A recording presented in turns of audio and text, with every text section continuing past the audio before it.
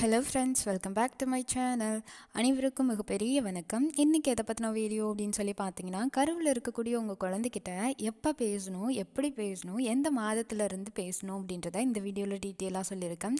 நிறைய விஷயங்கள் இது மூலயமா நீங்கள் தெரிஞ்சுக்க முடியும்.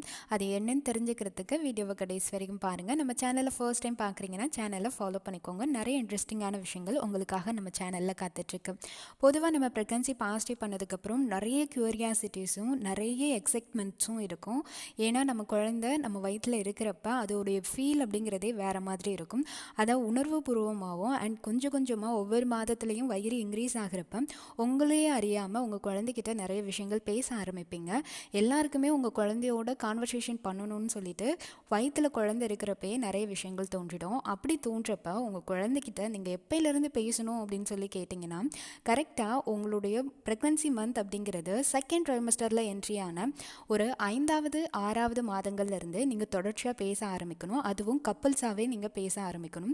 உங்கள் குழந்தைகிட்ட பேச வேண்டிய மாதம் அப்படிங்கிறது 5லேருந்து 6 மாதங்களுக்கு மேலே பேசுங்க. வாரக்கணக்கில் பார்த்தீங்க அப்படின்னா 18லேருந்து 20 வாரங்களுக்கு மேலே நீங்கள் அதிகமாக உங்கள் குழந்தைகிட்ட பேசவும் அண்ட் உங்கள் வயிற்றை தடவி கொடுத்து பேசுகிறதுக்கும் முயற்சி பண்ணுங்கள். உங்கள் குழந்தை அப்படின்றவங்க கிட்டத்தட்ட 16 வாரங்கள்லேயே அவங்களுடைய கேட்கும் திறன் அப்படிங்கிறது வளர்ச்சி அடைஞ்சிரும். அந்த 16 வாரத்திலே நம்ம பேசலாமேன்னு சிலருக்கு கேள்வி வரும். அதாவது அந்த 3rd மந்த் 4th மந்த்லே அந்த சமயங்களில் குழந்தையால் இன்டர்னல் சவுண்ட்ஸ் மட்டும்தான் கேட்க முடியும். அதாவது உங்களுடைய உடம்புக்குள்ளே ஏற்படக்கூடிய சில சவுண்ட்ஸை மட்டும்தான் கேட்க முடியும். உங்களுடைய ஹார்ட் பீட்டு, வயிறு ஏதாவது செரிமான குளறுக்காக கத்துறது, இந்த மாதிரி விஷயங்களை தான் அவங்களால கேட்க முடியும்.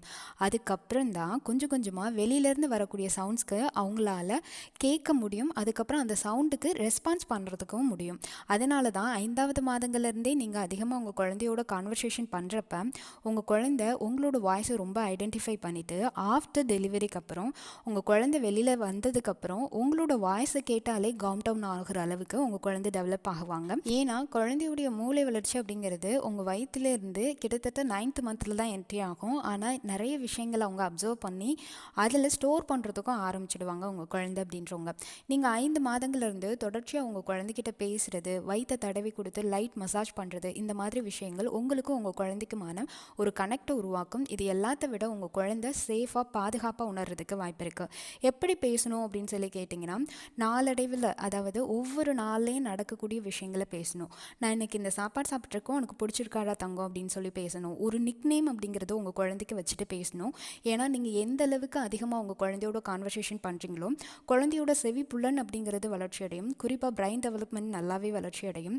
குழந்தையோடைய மெமரி பவர் அப்படிங்கிறதும் வளர்ச்சி அடையும். கர்ப்பமாக இருக்கிறப்ப நீங்கள் எந்த அளவுக்கு பேசுகிறீங்களோ அந்தளவுக்கு உங்கள் குழந்தை நல்ல ஸ்ட்ராங்காக பாதுகாப்பாக உணர்றதோட ஆஃப்டர் டெலிவரிக்கு அப்புறம் அவங்க தைரியமான ஒரு பேபியாக வளர்கிறதுக்கு வாய்ப்பு இருக்குது. உங்களுடைய கணவரையும் கர்ப்ப காலகட்டத்தில் பேச வைக்கிறதுனால ஆஃப்டர் டெலிவரிக்கு அப்புறம் உங்களோட வாய்ஸ்க்கும் உங்களுடைய சவுண்ட்ஸ்க்கும் மட்டுமே ரெஸ்பான்ஸ் பண்ணக்கூடிய உங்கள் குழந்தை உங்களுடைய கணவர் பேசுனதுனால அவங்களோட வாய்ஸையும் அப்சர்வ் பண்ணி உங்களுடைய ஆஃப்டர் டெலிவரிக்கு அப்புறம் அவங்களோட வாய்ஸ்க்கும் அவங்க ரெஸ்பான்ஸ் பண்ண ஆரம்பிப்பாங்க. முடிஞ்ச வரைக்கும் கர்ப்ப காலகட்டத்தில் அதிகமாக உங்கள் குழந்தைகிட்ட பேசுங்க. குறிப்பாக 5 மாதங்களுக்கு மேலே பேசுங்க. அது மட்டும் இல்லாமல் குழந்தைகிட்ட நீங்கள் எப்படி பேசக்கூடாது அப்படின்னு சொல்லி பார்த்தீங்கன்னா, ரொம்ப கார்ஸாக கத்துற மாதிரி நீங்கள் பேசவே கூடாது. குறிப்பாக அதிகப்படியான சத்தங்கள் இருக்கக்கூடிய ஒளிபரப்பிகள் இருக்கக்கூடிய ஃபங்க்ஷன்ஸ்க்கோ இல்லை அப்படின்னா ஏதாவது திருவிழாவுக்கோ அந்த மாதிரி இடங்களுக்கு போகிறத தவிர்த்துக்கோங்க. இது குழந்தையோட செவி புலனை பாதிக்கிறதுக்கு வாய்ப்பு இருக்குது. எப்போவுமே உங்கள் குழந்தை அமைதியான சூழலில் வளர்கிறப்ப அவங்களுடைய பிரெயின் டெவலப்மெண்ட்டும் சரி அவங்களுடைய மனநிலையும் சரி சீராக இருக்கும். இதுவே நீங்கள் அதிகப்படியான சத்தத்தோடையும் அடிக்கடி சண்டைகளோடையும் இருந்தீங்க அப்படின்னா குழந்தையோட மனநிலை அப்படிங்கிறது பாதிக்கப்படுறதுக்கு வாய்ப்பு இருக்குது. இந்த வீடியோ கண்டிப்பாக யூஸ்ஃபுல்லாக இருக்கும்னு நினைக்கிறேன். வீடியோ பிடிச்சிருந்தா ஒரு லைக் கொடுத்துருங்க. இது மாதிரியான இன்ட்ரெஸ்டிங்கான விஷயங்கள் தெரிஞ்சுக்கிறதுக்கு தொடர்ச்சியாக நம்மளை ஃபாலோ பண்ணிகிட்டே இருங்க. நிறைய விஷயங்கள் உங்களுக்காக காத்துட்ருக்கு. உங்களுடைய கர்ப்பகால பயணம் இனிதாக அமையனது வாழ்த்துக்கள். இந்த வீடியோ பார்த்தமைக்காக அனைவருக்கும் மிக்க நன்றி.